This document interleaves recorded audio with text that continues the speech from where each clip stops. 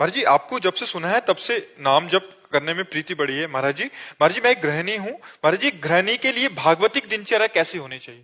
सुबह प्रातः कालीन उठकर भगवान को प्रणाम करके भगवान नाम जप करते हुए अपने पति और परिवार की अनुकूलता की पूजा करनी चाहिए।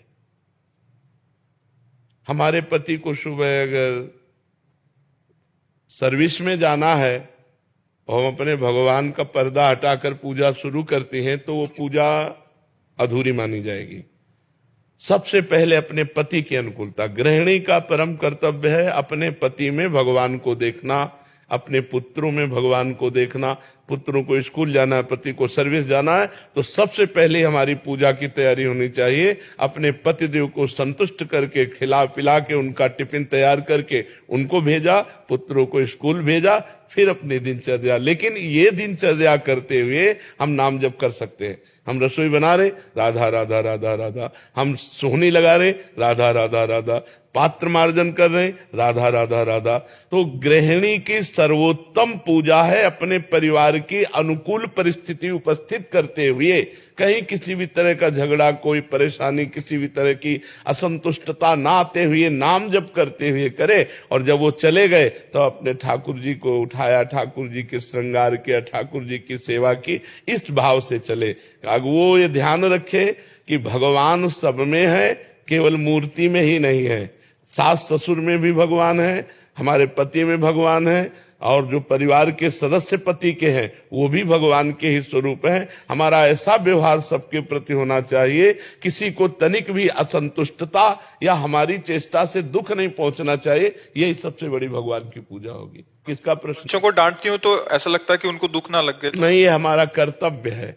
जैसे एक शिष्य अपने गुरु के अधीन जो है, तो गुरु का कर्तव्य है कि शिष्य के दोषों को देखकर उसका दंड विधान करते हुए उसे निर्दोष करे। जैसे एक पुत्र पिता के अधीन रहता है तो पिता का कर्तव्य है पुत्र को गुणवान बनाने के लिए आवश्यकता पड़ने पर उसे डांटे, उसे शासन में ले। तो ये कोई दोष नहीं है, ये तो हमारा कर्तव्य है, हमें कर्तव्य पालन करना है। आदर्श श्रीवास्तव जी मुंबई से। राधे राधे। राधे राधे महाराज जी। महाराज जी, इनका भी सेम प्रश्न है। कह रहे कि जब ऑफिस में किसी कर्मचारी को दंड देता हूं तो मन जलता है कि जब भगवान सबको क्षमा कर देते तो मुझे भी क्षमा कर देना चाहिए, तुम क्यों दंड? भगवान सबको क्षमा नहीं करते, नहीं तो ये सब किसी को कर्म भोग भोगना ही ना पड़े। सब मंदिर जाते हैं, सब हाथ जोड़ते हैं, सब जय जय मनाते हैं, नहीं क्षमा करते हैं। क्षमा तब करते हैं जब कोई आर्त भाव से कि अब लो नसानी अब ना नसो, आज तक किया, हे परमात्मा आज के बाद कदापि नहीं करूंगा और निरंतर नाम जप करूंगा, सही चलूंगा, तो भगवान कुछ दिन देखते हैं अब फिर उसको क्षमा कर देते हैं। अगर ऐसे कोई गलती नहीं करना चाहता, गलती करने का स्वभाव नहीं है, लेकिन स्वाभाविक संयोगवशात गलती पड़ गई और हम अधिकारी पद पर हैं और हम देखते हैं कि इसका गलत स्वभाव नहीं है, गलत करना भी नहीं चाहता, संयोगवशात गलत हो गया है, तो छोटा मोटा दंड देकर उसे क्षमा कर देते हैं। या हम आगे उससे गलती ना हो ऐसी बात कह के उसे क्षमा कर देते हैं। लेकिन जिनका स्वभाव ही है अपराध करना, गलतियां करना, उनको क्षमा नहीं करना चाहिए।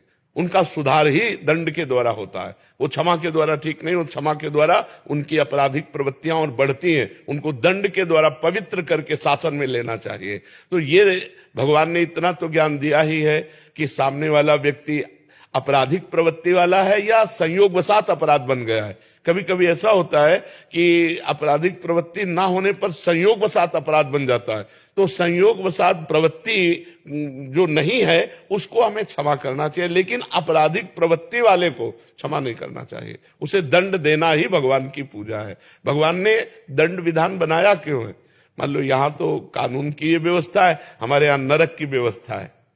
बड़े बड़े भयंकर कष्ट नरकों में दिए जाते हैं, तो भगवान ने ही तो बनाया है। जो आपराधिक प्रवृत्ति वाले अपने स्वभाव को नहीं ठीक कर पा रहे हैं और पाप करते चले जा रहे हैं, तो उनका मार्जन होगा दंड।